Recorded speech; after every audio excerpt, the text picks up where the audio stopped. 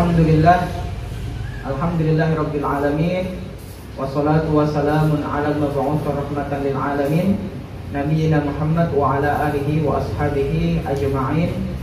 Amma ba'd.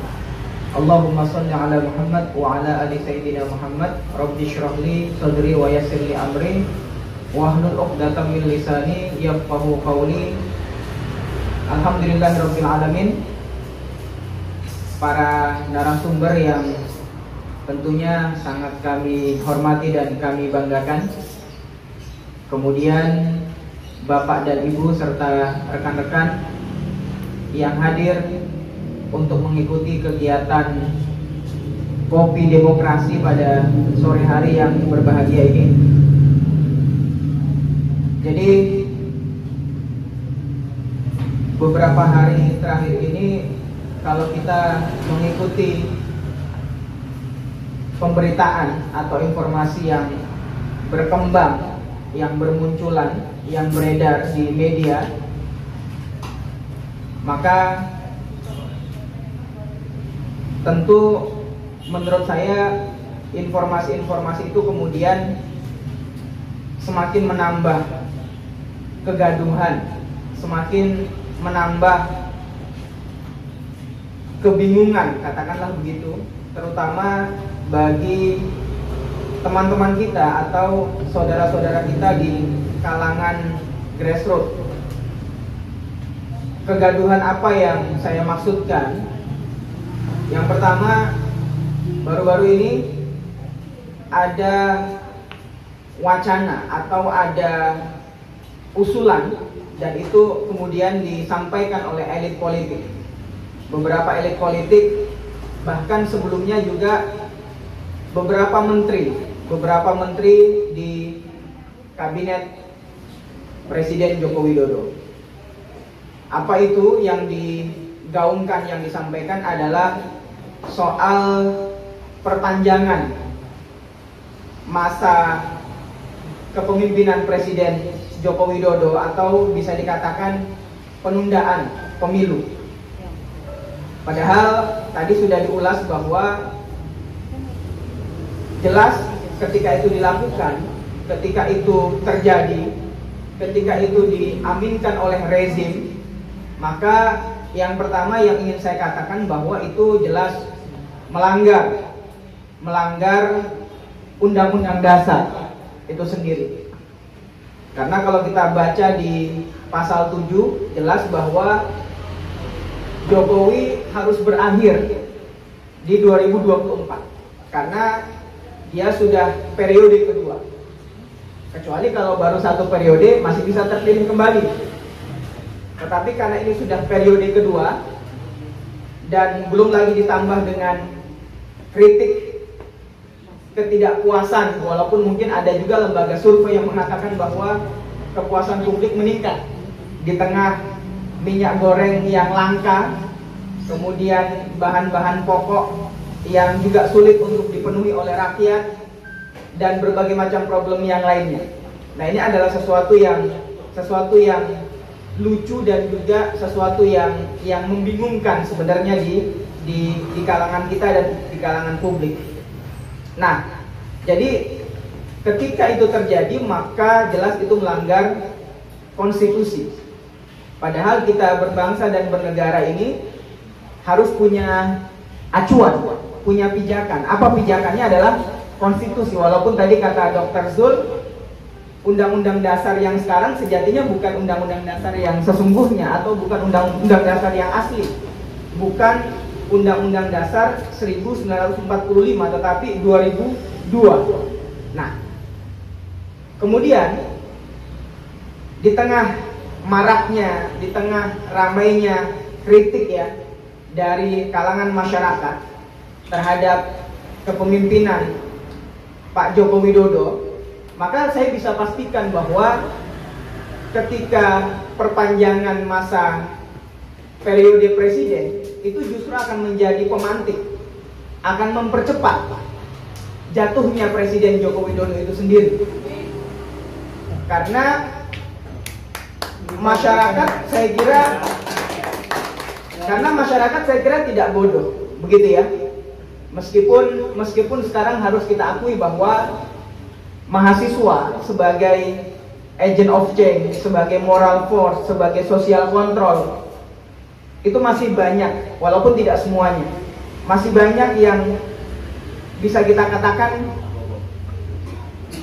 belum kembali untuk memperlihatkan powernya, belum kembali untuk memperlihatkan kekuatannya dalam rangka menjadi kontrol sosial. Tapi yakin dan percaya ketika periodisasi Presiden Joko Widodo itu benar-benar ditambah, maka ini akan menjadi pemantik bagi lahirnya people power. Insya Allah. Makanya ini warning juga sebenarnya. Ya, tergantung dari presiden. Tapi kalau mengutip perkataannya beliau beberapa waktu yang lalu, kan beliau sudah bilang itu orang-orang yang ingin saya 3 periode, berarti apa itu? Orang-orang yang ingin menjerumuskan saya, ingin mempermalukan saya, kira-kira begitulah. Menampar saya.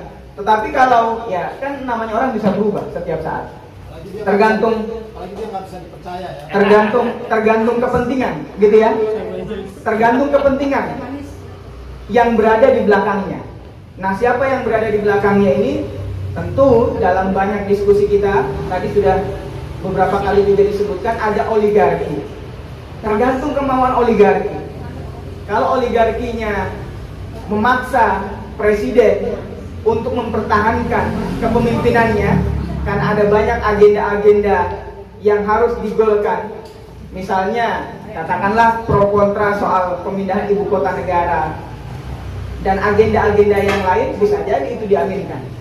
Tapi sekali lagi, ini warning bagi saya bahwa jangan anggap rakyat hari ini terdiam.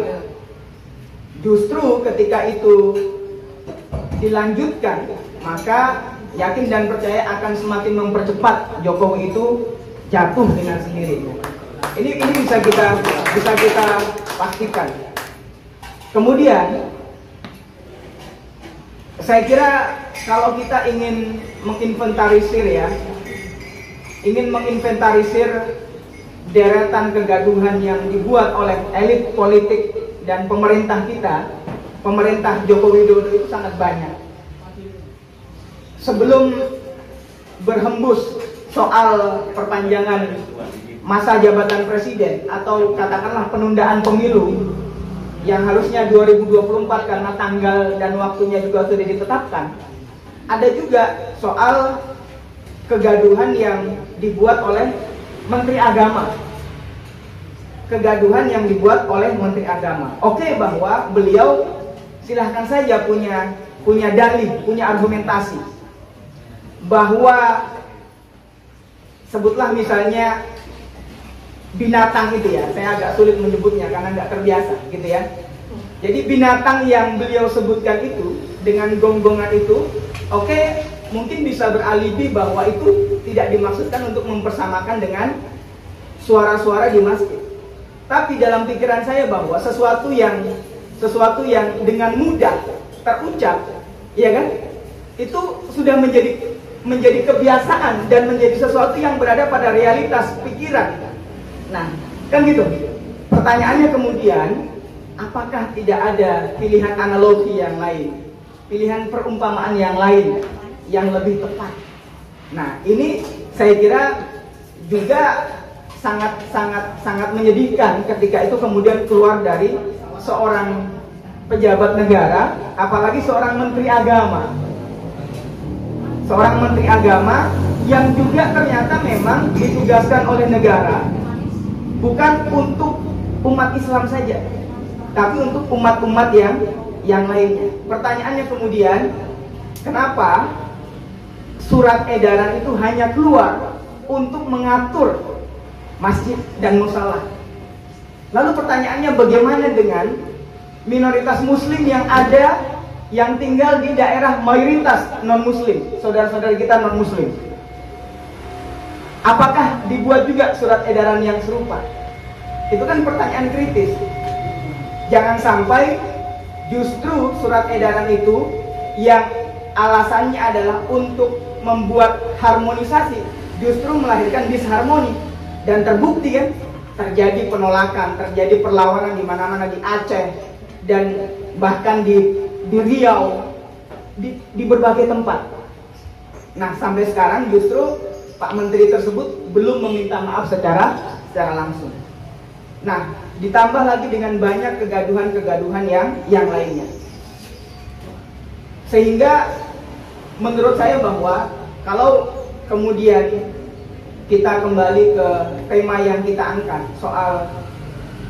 soal presidensial threshold 0% atau tanpa presidensial threshold, ya, tanpa ambang batas yang sedang diperjuangkan, yang sedang kita perjuangkan, dan kemudian memperjuangkan semangat untuk kembali kepada undang-undang dasar yang asli, yang sesungguhnya, maka bagi saya bahwa ini menjadi satu isu yang strategis dan fundamental untuk kita lakukan.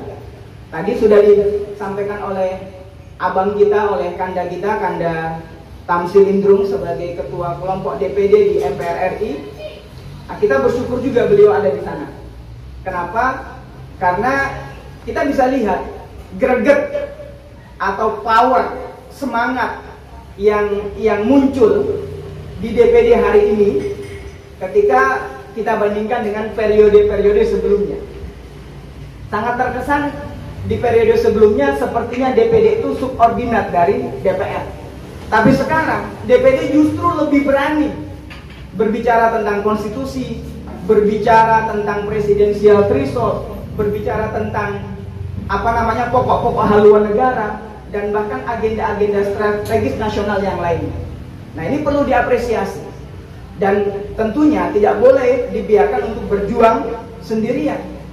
Betul bahwa putusan Mahkamah Konstitusi baru-baru ini itu menolak pengajuan atau pembatalan PT 20% itu. Tetapi bukan berarti bahwa penolakan itu atau putusan itu membuat perjuangan ini menjadi lemah.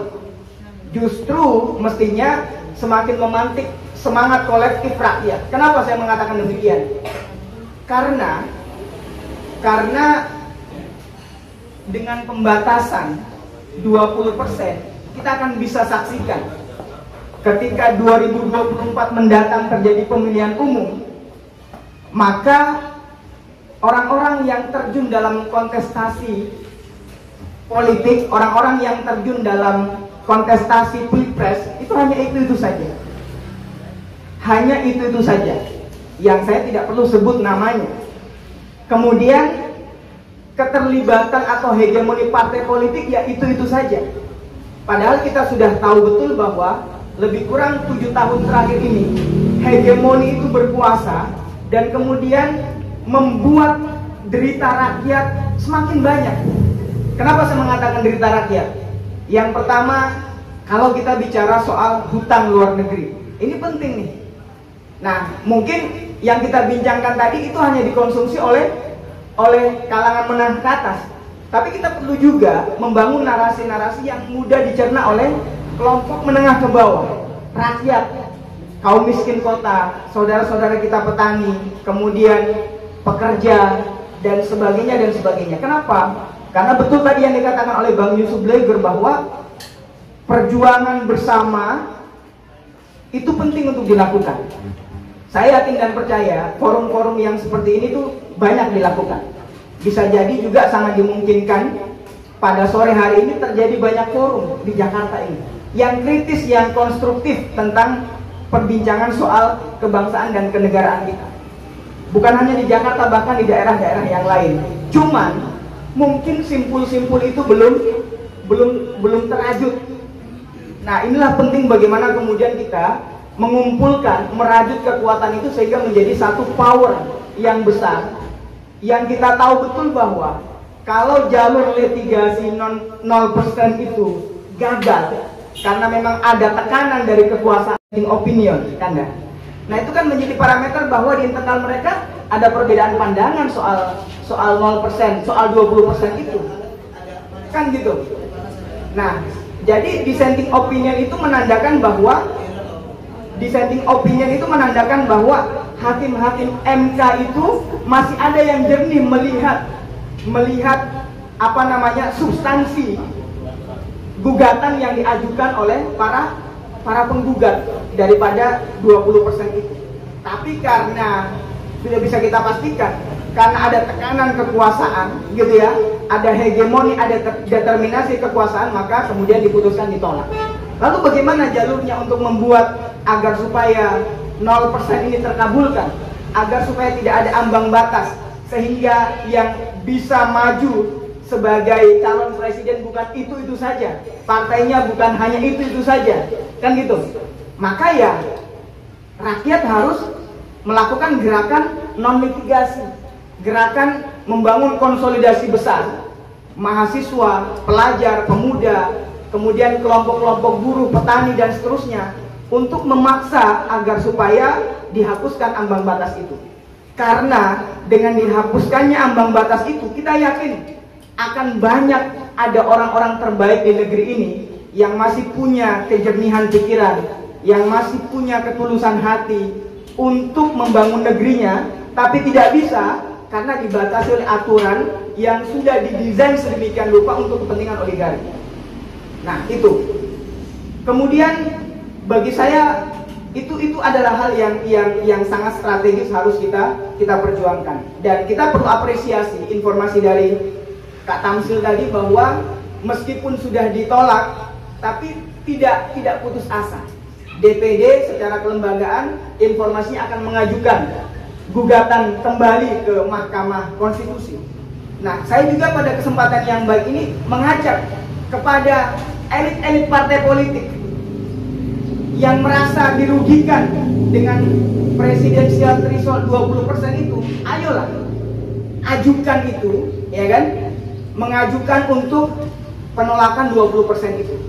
Karena ini demi kemaslahatan kehidupan kita berbangsa dan bernegara. Tadi saya menyinggung soal hutang luar negeri. Ini saya kira sudah sering kita bincangkan, tapi nggak apa-apa, sering kita ulang agar itu benar-benar tersave di kepala kita, sehingga menjadi semangat kita untuk mengatakan bahwa memang bangsa kita sedang tidak dalam keadaan yang baik-baik saja. Hutang luar negeri yang jumlahnya belasan ribu triliun. Pertanyaan seriusnya, ini kalau Bang Egy mengatakan pertanyaan seriusnya, jadi pertanyaan seriusnya, hutang luar negeri yang belasan ribu triliun itu, siapa yang sanggup membayarnya? Padahal kita tahu bahwa hutang luar negeri itu adalah bahagian daripada strategi untuk menghegemoni negara-negara miskin seperti Indonesia, sehingga tidak pernah bisa keluar dari jeratan hutang dan terus menjadi negara dunia ketiga dan terjajah. Maka Soekarno pernah bilang bahwa kalau saya tidak salah dalam trisaktinya itu ya, ada 3 hal yang paling penting dan fundamental buat bangsa ini kalau ingin menjadi bangsa yang besar. Yang pertama adalah mandiri secara ekonomi, berdaulat secara politik, dan berkepribadian secara budaya. Itu semuanya tidak ada hari ini. Lalu kemudian ada yang mengatakan orang-orang yang cinta pada rezim. Ini ada Bang Yusuf Blegur, ya. Pikiran ini baru muncul ini tadi nih Bang. Di eranya Jokowi kan Anda bikin diskusi begini bebas, kan gitu. Bandingkan dengan eranya Soeharto, 32 tahun berkuasa dengan orbanya, pasti Anda akan diusir. Ingat bahwa yang berjuang, ya, yang menjadikan Jokowi itu presiden sampai hari ini, dia bisa jadi presiden, itu bukan Jokowi, tapi itu ada perjuangan aktivis 98, kan gitu. Iya kan?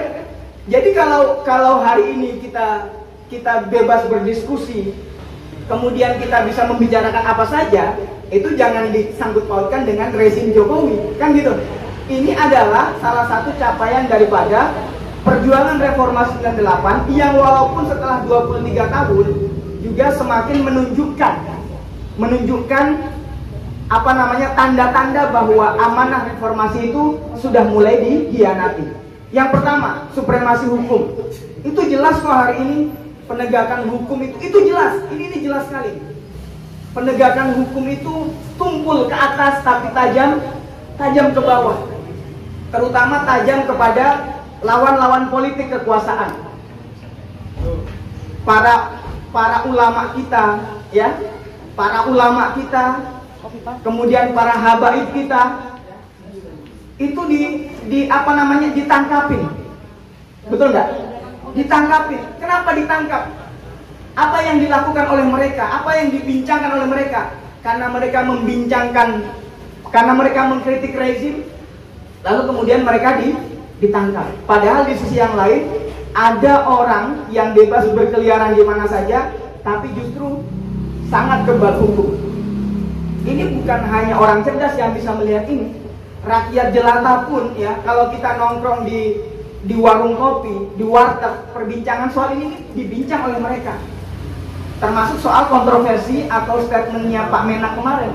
Ini saya buktikan. Ini soal penegakan hukum.